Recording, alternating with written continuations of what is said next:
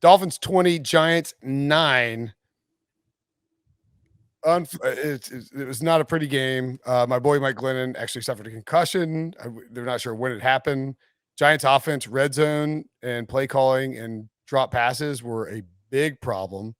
The Dolphins weren't great in this game, but they found a way to win. I think they had 5 wins in a row. Yeah, 5 wins 1 in and a 7. row. They were 1 and 7. Are the Dolphins going to the playoffs? I will say this, and I said this last. There's a path to 9 wins. No, I'm not going to say that, but I will say this, and hopefully not jinx this person. You know, we were down, and I was down in particular on Tua.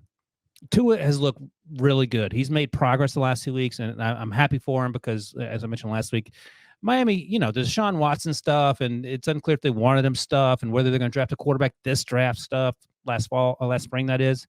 In the last 2 weeks, today on Sunday, he was 30-41 for 241, not a ton of yards, 6 yards average, but 2 touchdowns, no interceptions.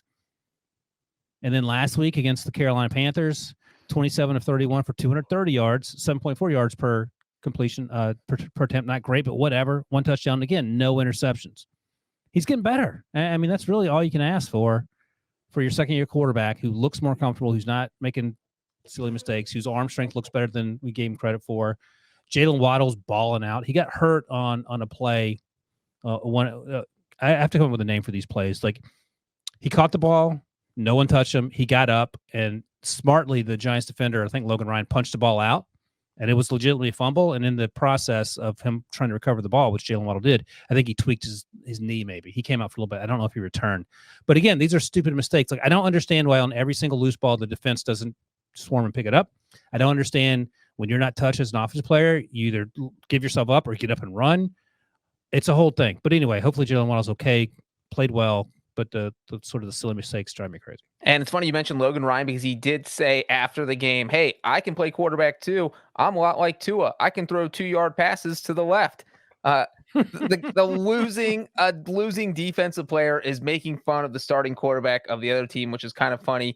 Debo just had the stat up there. And I think one key of the Dolphins winning streak, this 5-game winning streak, they are only giving up 11 points per game during this streak. If you're giving up 11 points per game, you are going to win most of your games. And because the defense has been so good, Tua hasn't been forced to like take chances and throw downfield. And he's done that okay because when it happens, the defenders like Logan Ryan, they're so shocked and caught off guard by it. They're like, holy crap, he just threw it more than 10 yards downfield. We weren't ready for that. And so, you know, this is one of those, if the Dolphins fall behind a game 14-0, do you think there's any chance they're coming back? It doesn't feel like they have that kind of offense because Tua's just dinking and dunking. But right now, dinking and dunking is working because their defense is playing so well. And, you know, Tua's getting his feet underneath them and getting more comfortable every week. And by the way, Breech, you can dink and dunk with Jalen Waddle. You throw him a little shallow cross. Right, he'll take it to the house. Or Gesicki catches it one-handed 30 yards down the field, which seems to be his only go-to. Let me ask you guys this. So Miami's 13th at 6-7, won 5 in a row, as we said. Of the teams above them, who wins head-to-head on a neutral field? Miami versus Denver.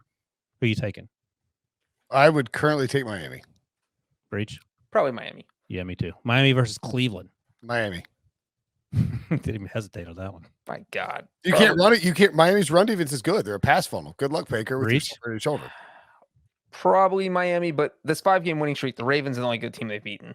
Your next question, Miami. Vegas. Miami. Breech. Vegas and Miami played earlier this season. Vegas won. Well, who are you taking? Earlier in the season. Probably Miami. All right. The Colts are the 9th seed. Colts. And then the Steelers. Yeah, probably Miami. That game would be 2-1.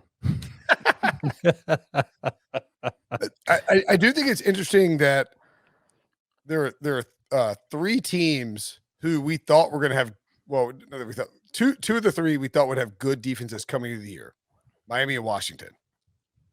The Chiefs, we didn't know what the hell they'd be, and it took them 8 weeks to figure it out. Yeah, but like that's important for down the stretch, from a gambling perspective, from a like a fantasy matchup perspective, from a who makes a playoff perspective.